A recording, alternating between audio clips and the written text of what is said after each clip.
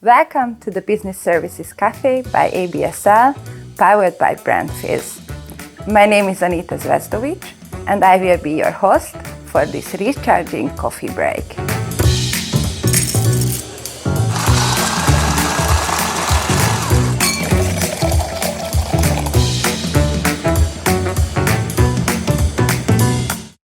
We are here to bring the thriving business services sector closer to you.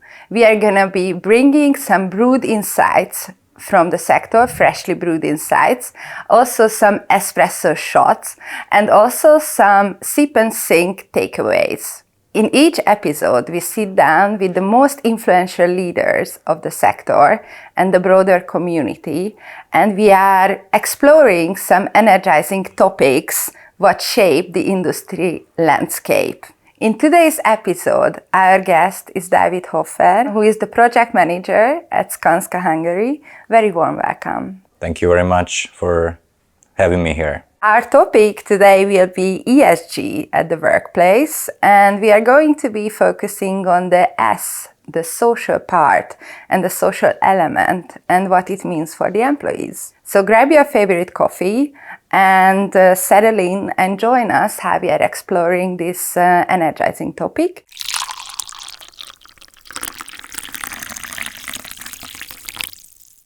In each episode, we are starting with the most simple question, which is like, how do you typically drink your coffee? Well, there's no single answer for that. I would say that the most preferred option is to take the coffee like an espresso, black, without sugar, without milk. But sometimes if I have my coffee with my breakfast, I'm also happy to choose the cappuccino option. I think we would be really excited to hear what you are exactly doing at Skanska, and if you could introduce yourself briefly and what's your role and what brought you in this industry to get to know you a little better. So as you mentioned, I'm a project manager working for Skanska. And Skanska is a global construction and project development company.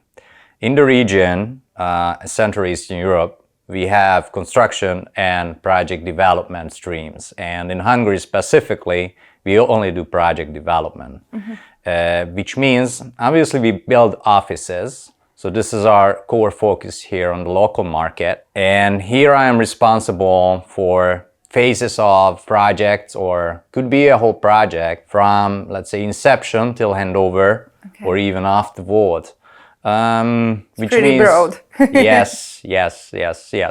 So we either, start with buying land, doing the designs, do the permitting, involve a contractor, and then all of our buildings are leased and, sold at the end, which means that I'm also responsible for supporting leasing and supporting a potential sale of a building.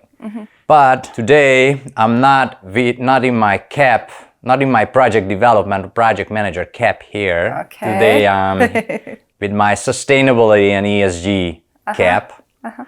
Because in the local context, I'm usually the one who talks about ESG on behalf of Skanska.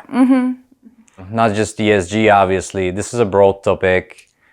We talk a lot more about the environmental part. As a contractor or construction company, we have a huge impact on the environment. But obviously, Skanska, having the Swedish roots, being a Swedish company, and being socially responsible and conscious about the society, the social aspect is also very important. And what brought you into this industry and into this topic? I think it was my family. Both of my grandparents used to work in construction. And my dad also used to work in construction as a foreman. And when I graduated from high school, I decided that I would study architecture. So I started studying architecture, and then I realized that I'm also interested in business. So I started studying business at the same time, like parallelly. And I kind of forged the two backgrounds into one, which is the real estate industry.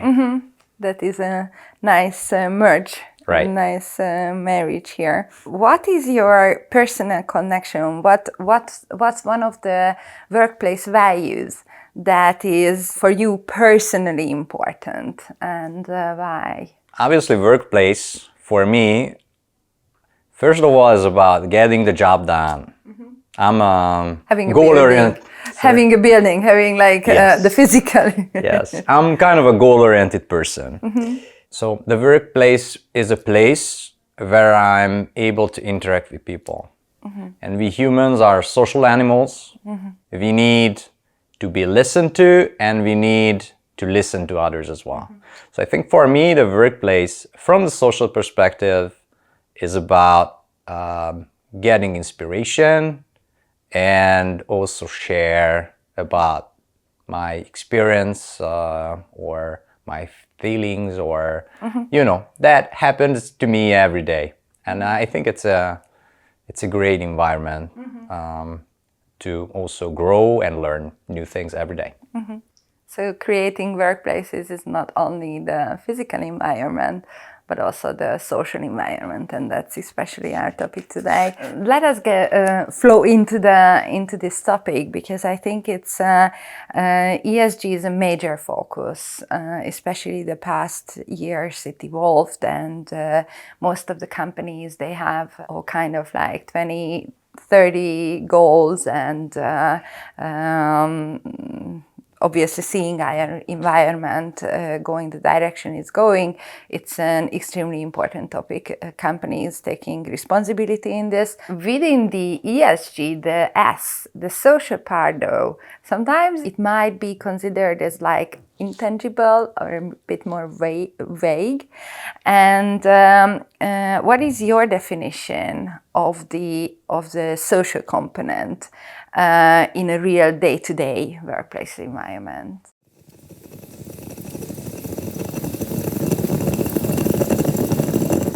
I prefer to describe either of the pillars of ESG with the general context. E is obviously for environmental aspects, S is for social, as you mentioned, and G is the governance part.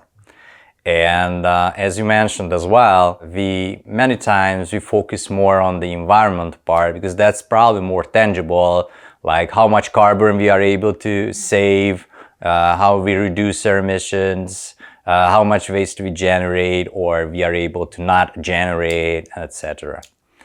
And so this is about the environment.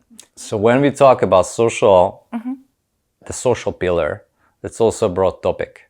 Obviously it has relevance to the workplace, but in general it's more about not leaving anyone behind.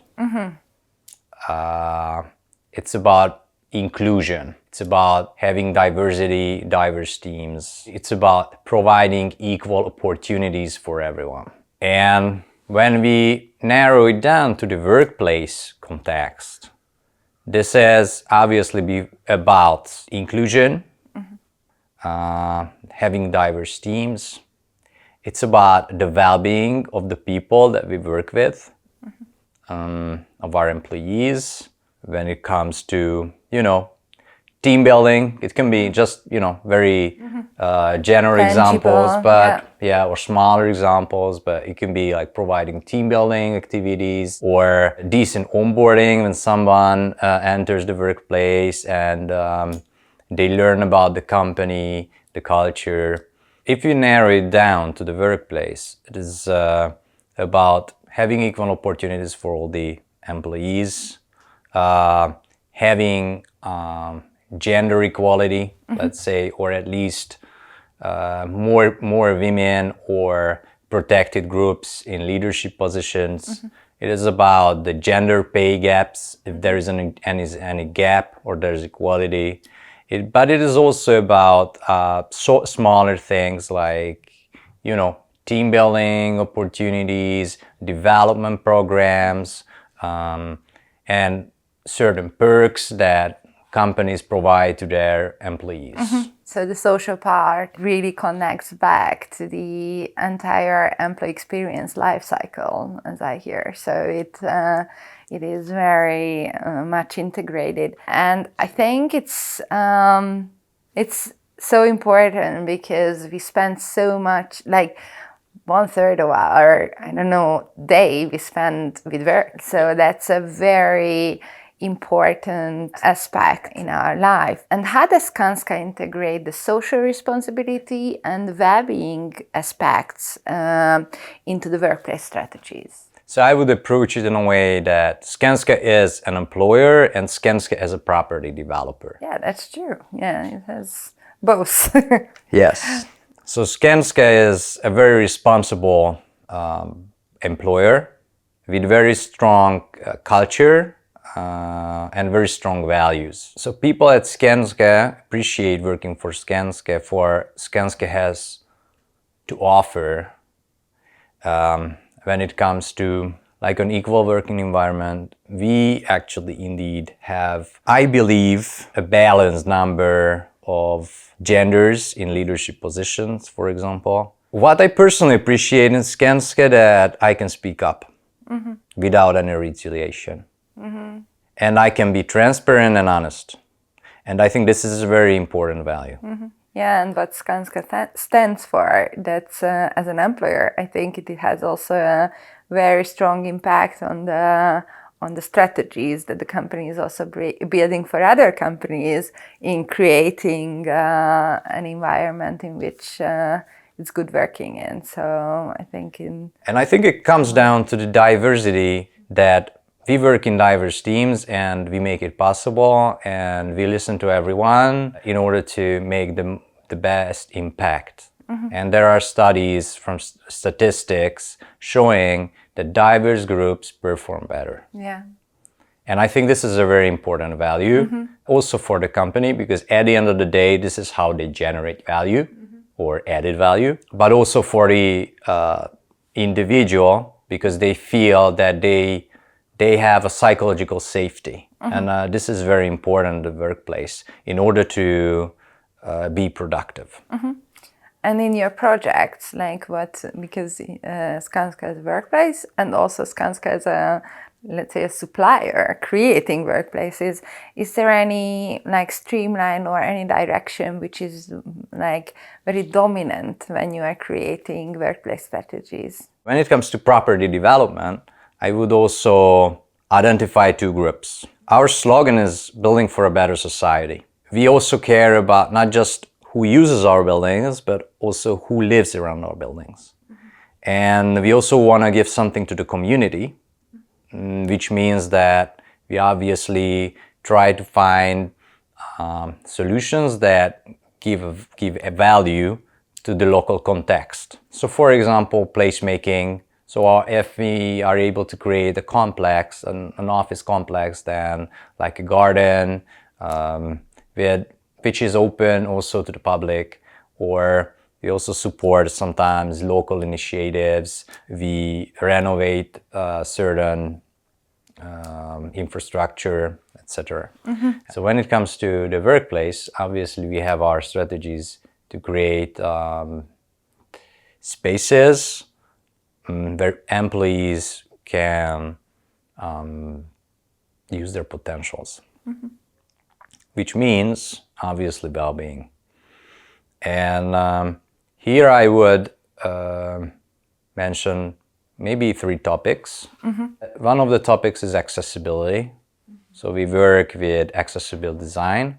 There are certifications on the market. We usually work with the Access4You, which is actually coming from Hungary and is used in many regional countries. So Access4You focuses on people with all kinds of disabilities, like visually impaired or with people with hearing aids and etc. as well.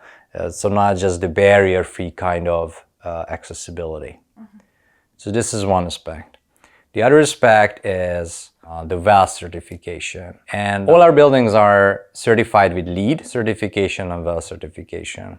To put it simple, LEED certification is more about the building and the environment, and WELL certification is more about the people and the well-being of the people. The social aspect. Yes, the social aspect.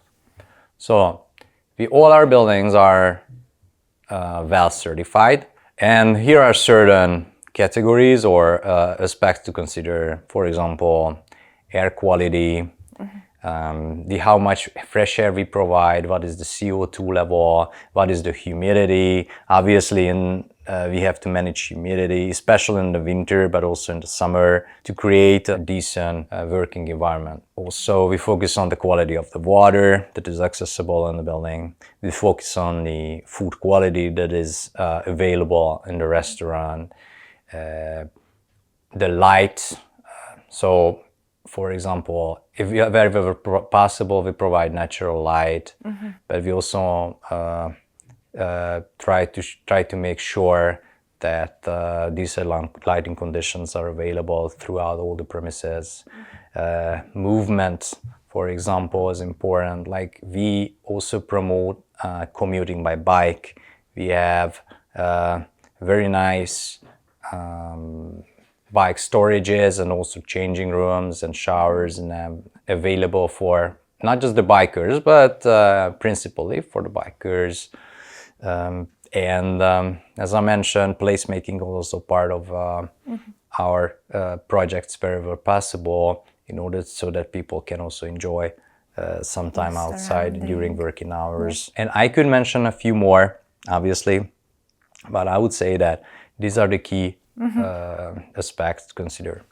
And then when it comes to Skanska, I must highlight that we are a responsible company and we are a construction company, so health and safety is also very important for us. Health and safety, already in the design phase, we focus on how the building will be designed in a way that is safe, and also how the building will be operated in a safe way. As a responsible contractor and construction company, we focus on health and safety and already at the design phase. So we plan ahead how the building will be constructed in a safe way, obviously taking into account as much engineering controls, meaning we try to eliminate all the potential risks that could emerge during the construction phase. And also we plan ahead about how the building will be operated in a safe way. Yeah, so it's not only in the design part, but also in the operational or like the management part. I think you, as a project manager, oversee a lot of programs and initiatives that are that can serve as a best practice for our listeners.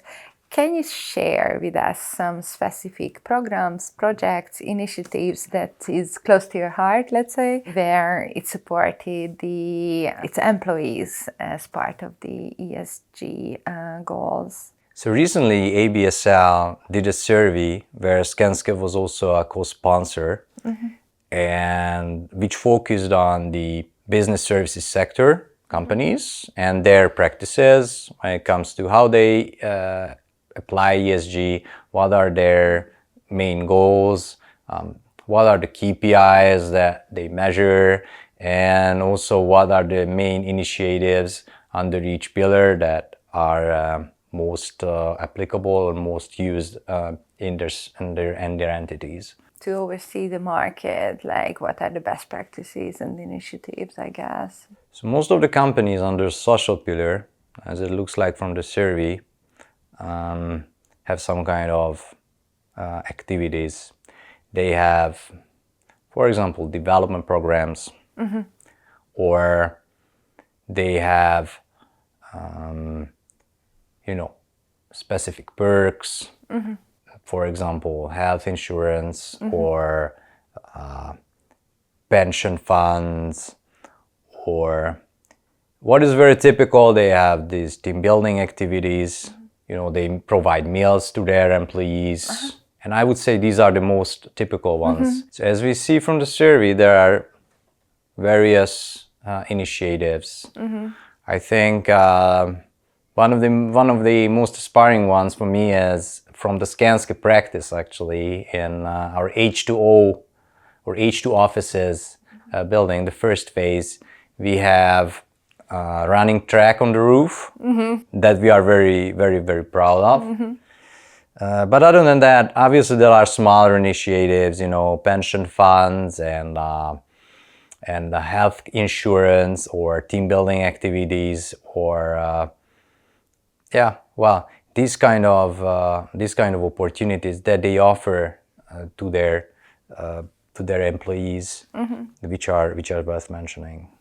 Yeah, we also see this is so close, the two topics, you create the physical environment and we are trying to have companies building better workplaces and work on their employer brands and include such contents which are really for the employees there. Some companies have, for example, a nursery which is dedicated for the employees, or for example the gym area where also in the lunch break or during the day breaks you could go.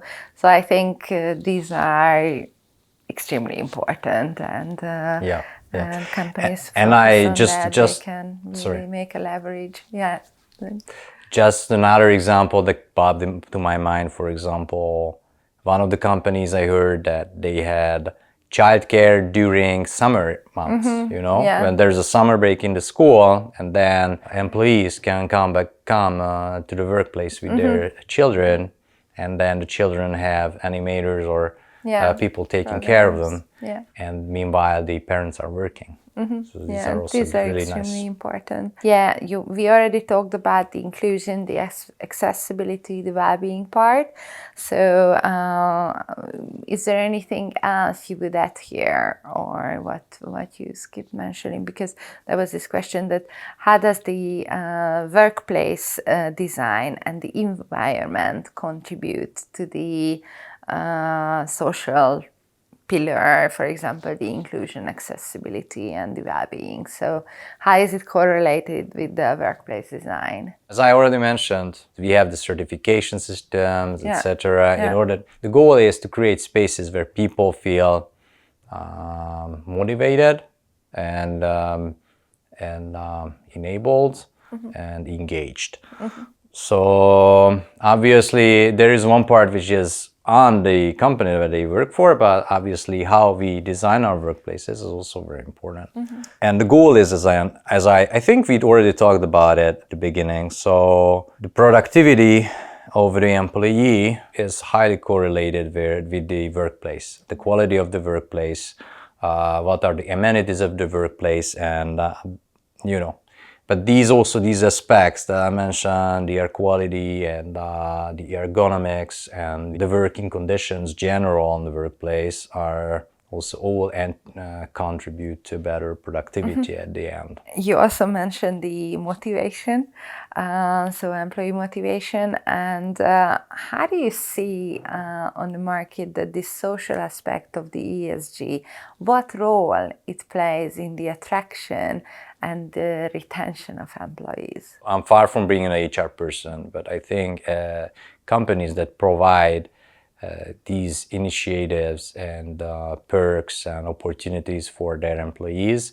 probably will have a higher retention rates or are able to attract better quality talent. This is just my gut feeling, obviously, but for example, as I said, why I personally as an employee appreciate working for Skanska is the psychological safety that I have, development programs that Skanska has to offer, the creative working environment, and also the creative job that I'm able to do. These are, I think, very important pillars of employee retention. And it's all about also coming to the care part, like how much a workplace or an employer is like in terms of all the physical and social and all these aspects of a workplace, what they put in the package that makes the people feel cared about. And I think it's a very important thought. Absolutely agree. And I think a bit zooming out from the employee focus, I think this ESG strategy is now on the table of most of the top leaders of companies, also in the business services sector. And what do you see? What are the leadership measures, let's say, of building a successful ESG like action plan or strategy? ESG is, on one hand, coming from the values the company represents or cares about, and there is also relevant legislation on the table. Top leaders obviously are aware and they are all on board with these principles, but to bring it down to the organization, it takes a longer time. We recently had a small conference with ABSL where we discussed, for example, the results of the survey that I previously mentioned. And it looks like that ESG is already visible on the employee level. Okay. So the employees take part of the initiatives, they really care, they act in line with the corporate policies. So they really do their part. It looks like ESG is not a mystery anymore.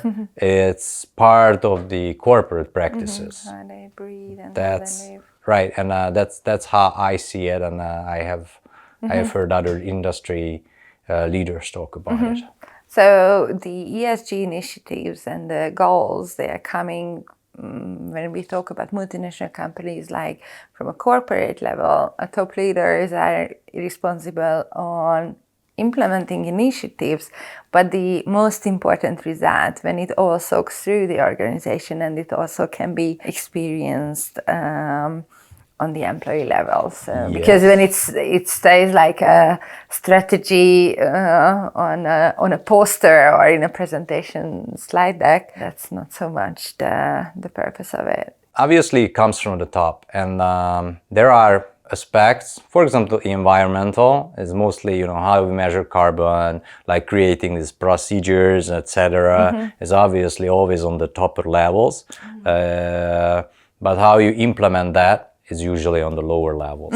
Just one example, we have in our strategy that we recycle 96% of construction waste. So this is a corporate goal. But then it is down to us, on project managers, project leaders, and also contractors to make it happen. Yeah. So we have to be on board and we have to be part of this journey. Obviously, Skanska is a flat organization, but we see this in many organizations already that they really do their best in order to comply with the corporate goals. And there are also, when it comes to the social part mostly, there are also local initiatives coming from the bottom and that are encouraged also by the top to be done. There are employee resource groups acting, for example, we also have that in Skanska, but I'm sure that other companies also have resource groups, for example, the LGBTQ members and other support groups as well, local initiatives. For example, in Skanska this year, we have a lend a hand. I mean, every year we have a lend a hand, but this year we are, with our colleagues, with our employees, we are renovating a fence at an elderly home. So these are local initiatives encouraged by the top, but implemented locally. So important that it's not only like the strategy doesn't stay in the boardrooms, but also soaks through the organization. I think we discussed very important insights, and I think one of the most inspiring thoughts you shared was that beyond the workplace, we have to think about the community that's around the office, for example, and also those communities which are beyond the workplace, like local nursery or the town hall or like the the roads, the parks, the infrastructure which is surrounded by the office, and there is an old building that has to be maintained, and there is a renovation. So also the health and safety environment aspect. So when we think about a workplace and combining it with the ESG strategy, it's a broader picture, and it all comes back also to the entire community which is around our workplace. Very inspiring, and I think it makes us all think that a workplace is so much more. Now I would like to have some espresso shots for you, which are some quick questions, quick answers, and I'm curious about your point of view.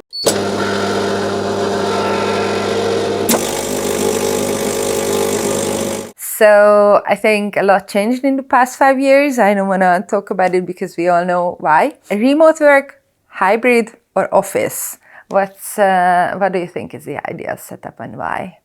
It's hard to answer in one sentence. I'd say that hybrid, but more in the office. Okay. And why I say that is I see that more and more employers are realizing about the productivity gains of having employees in the office. But at the same time, I also understand that for certain types of the work, more specifically for focused jobs, focused work, it's better to work from home sometimes. Yeah. And also to give some flexibility to the employees as well. And the hybrid, I guess, also from that aspect, because when you come to the office, then you have the social interactions as well. So absolutely. Then you have a good combination. Just one note. I don't enjoy anything more than having lunch with my colleagues in the office. Yeah, when you find your name. Yeah, I agree. Yeah. What is one workplace trend that you are very excited about? I think here I can be short. It's AI. Okay. Obviously, lately everybody's talking about AI, but we see that, or we will probably see that the workplace trends are also changing due to the AI. You know, augmented roles and agents also come in, and maybe everyone will have an AI agent, AI assistant. So probably more productivity will come. And what is the most exciting for you about the future of the workplace? So obviously we don't know how we will work in the future, but I think it will be a combination of the first two questions actually. Okay. So I think we will work in a flexible manner, flexible patterns, and hopefully in a more productive way due to the AI. So there's a lot of mystery what the future holds for us. Yeah. Nowadays, I think that's everybody is wondering. Thank you so much for sharing your thoughts. I think it was great tuning in and seeing the ESG aspect from the workplace strategy point of view. What do you hope that our listeners take away from what we have discussed today?